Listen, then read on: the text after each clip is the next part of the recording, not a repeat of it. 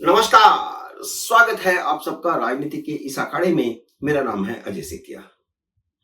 मित्रों, मौका था जिला स्तरीय न्यायालयों के राष्ट्रीय सम्मेलन का, जिसे सुप्रीम कोर्ट ने अपनी 75वीं सालगिरह पर आयोजित किया था। मंच पर प्रधानमंत्री नरेंद्र मोदी भी थे और चीफ जस्टिस डीवाई चंद्रचूड़ भी थे। कपिल सिब्बल भी मौजूद थे और मनन मिश्र भी मौजूद थे। Kapil Sibal supreme court bar association के अध्यक्ष हैं, तो Manan Kumar Mishra bar association of India के सीईओ है, यानी पूरे देश के। कपिल सिब्बल तो सिर्फ सुप्रीम कोर्ट के वकीलों के एसोसिएशन के अध्यक्ष हैं, लेकिन मनन मिश्र पूरे देश के बार एसोसिएशन जो हैं वकीलों के अध्यक्ष हैं।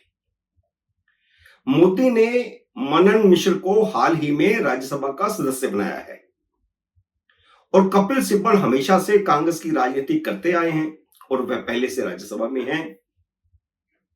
भले ही अब वह कांग्रेस में नहीं है, लेकिन इंडिया अलायंस में तो है ही और अखिलेश यादव की कृपा से राज्यसभा में भी हैं। यानी सिब्बल और मनन दोनों राज्यसभा में एक दूसरे के सामने वाले बेंचों पर बैठेंगे। सांसद बनने के बाद मनन कुमार मिश्र का यह पहला सार्वजनिक भाषण था और इस भाषण में उन्होंने संविधान की वही कॉपी दिखाकर राहुल गांधी को जमकर धोया, जो कॉपी लेकर के राहुल गांधी घूमते हैं। उन्होंने कहा कि संविधान की कॉपी दिखा दिखाकर कुछ लोगों ने देश को गुमराह किया कि संविधान और आरक्षण खतरे में है, जबकि सर्वोच्च न्यायालय संविधान की संरक्षक है और जब तक मोदी प्रधानमंत्री हैं, ना संविधान खतरे में है, ना आरक्षण खतरे में है, ना लोकतंत्र खतरे में है। उन्होंने मोदी का और चीफ जस्टिस का एक तरह से नाम लिया, जो मंच पर उस समय मौजूद थे, कि ये दोनों संविधान और लोकतंत्र के संरक्षक हैं और आरक्षण के भी संरक्षक हैं। शायद मोदी उन्हें राज्यसभा में लाए ही इसलिए हैं क्योंकि अरुण जेटली के बाद मोदी के पास ऐसा कोई वकील नहीं जो संसद और न्यायपालिका में उनकी राजनीतिक पैरवी कर सके। रविशंकर प्रसाद को पहले उन्होंने उभारा था, लेकिन वह सिब्बल और सिंघवी के मुकाबले कमजोर पड़े, तो उन्हें किसी काम का न मानते हुए मंत्रिमंडल से हटा दिया, भले ही वे अभी भी सांसद हैं और प्रवक्ता भी बने हुए हैं।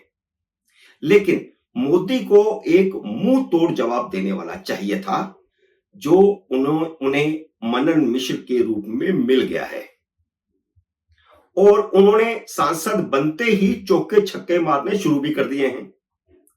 जहां तक कपिल सिब्बल की बात है, तो वह भले ही सुप्रीम कोर्ट बार एसोसिएशन के अध्यक्ष हैं, लेकिन मंच पर मौजूद लोगों में सबसे जूनियर थे, इसलिए सबसे पहले उन्हें ही बोलने के लिए बुलाया गया।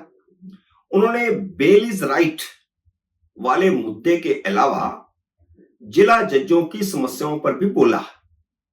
वहीं बोलते बोलते वे यह बात भी बोल गए कि 2005 में जिलों के न्यायिक अधिकारियों पर न्यू पेंशन स्कीम यानी एनपीएस लागू कर दी गई थी, जिससे रिटायरमेंट के बाद उनका जीवन मुश्किल हो गया है। वह भूल गए कि 2005 में मनमोहन सिंह प्रधानमंत्री थे और वह खुद मनमोहन सरकार में मंत्री थे। तब तो उन्होंने एनपीएस का विरोध नहीं किया था। अब क्योंकि वह विपक्ष में हैं और विपक्ष ने एनपीएस के विरोध को एजेंडा बनाया हुआ है, इसलिए उन्हें एनपीएस बुरा लगने लगा है। हिमाचल प्रदेश में तो एनपीएस का विरोध करके ही कांग्रेस सत्ता में आ गई और अब वहां की जो आर्थिक स्थिति है उसका हाल सबको पता लग गया है, क्योंकि मुख्यमंत्री ने 2 महीने के लिए अपनी सैलरी लेने से इनकार कर दिया है और सारे मंत्रियों को कहा है, विधायकों को कहा है कि वे भी 2 महीने के लिए सैलरी ना लें। लेकिन कपिल सिब्बल भूल गए कि मोदी सरकार तो यूपीएस का विकल्प देकर के राहुल गांधी के एजेंडे की हवा पहले ही निकाल चुकी है।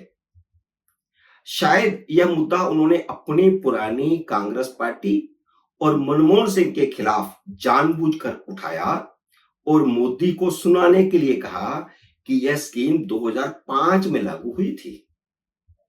चीफ जस्टिस और सिब्बल सिंघवी का आजकल एक ही एजेंडा है, तीनों का, चीफ जस्टिस का, सिब्बल का और सिंघवी का, तीनों का एक ही एजेंडा है कि भले ही कोई आतंकवाद विरोधी कानून में गिरफ्तार हो या भ्रष्टाचार विरोधी कानून में गिरफ्तार हो, ईडी गिरफ्तार करे या सीबीआई गिरफ्तार करे, जमानत सबको मिलनी चाहिए। तीनों यही एजेंडा लेकर के घूम रहे हैं पूरे देश में। तो सिब्बल ने भी ट्रायल और डिस्ट्रिक्ट कोर्ट को नसीहत दी कि वह जमानत देने में कोई हिचक न करें, उनके खिलाफ कोई कार्रवाई नहीं होगी। कुल मिलाकर यह कि सिब्बल और मनन ने अपना अपना राजनीतिक एजेंडा भी पूरा किया इस मंच के माध्यम से, जो कि सर्वोच्च न्यायालय का मंच था। नरेंद्र मोदी ने भी सुप्रीम कोर्ट को संविधान का संरक्षक बताकर राहुल गांधी के फर्जी एजेंडे के जवाब देने की जिम्मेदारी सुप्रीम कोर्ट के कंधों पर डाल दी है। उन्होंने भी अपने भाषण में कहा कि न्यायपालिका संविधान की संरक्षक है, इसलिए ये जो शोर मचाया जा रहा है संविधान खतरे में, संविधान खतरे में, यह एक फर्जी है और ये जिम्मेदारी न्यायपालिका की है, सुप्रीम कोर्ट की है कि वह जवाब दे। मोदी ने याद दिलाया कि जब राहुल गांधी की दादी इंदिरा गांधी ने देश पर इमरजेंसी ला दी थी, तब भी न्यायपालिका ने अपनी जिम्मेदारी निभाई थी।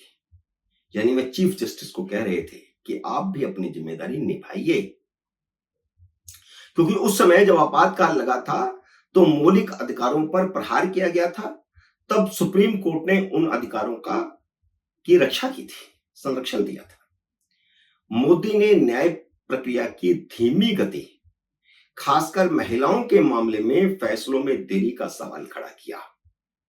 इशारा साफ था कि सुप्रीम कोर्ट तो हफ्ते में 4 दिन केजरीवाल जैसों की याचिकाएं सुनती रहती है, जबकि सुप्रीम कोर्ट में 83,000 केस पेंडिंग पड़े हैं और पूरे देश में तो 61 लाख हाई कोर्टों में केस पेंडिंग पड़े हैं और जिला न्यायालयों में तो बेहिसाब। मित्रों, उम्मीद है मेरा ये वीडियो आपको पसंद आया होगा। इसे लाइक और शेयर कीजिए। अगर आपने मेरे YouTube चैनल को अब तक सब्सक्राइब नहीं किया तो कृपया सब्सक्राइब करके अपना आशीर्वाद दीजिए। जल्दी मिलते हैं अगले वीडियो में किसी अन्य विषय के साथ। तब तक नमस्कार।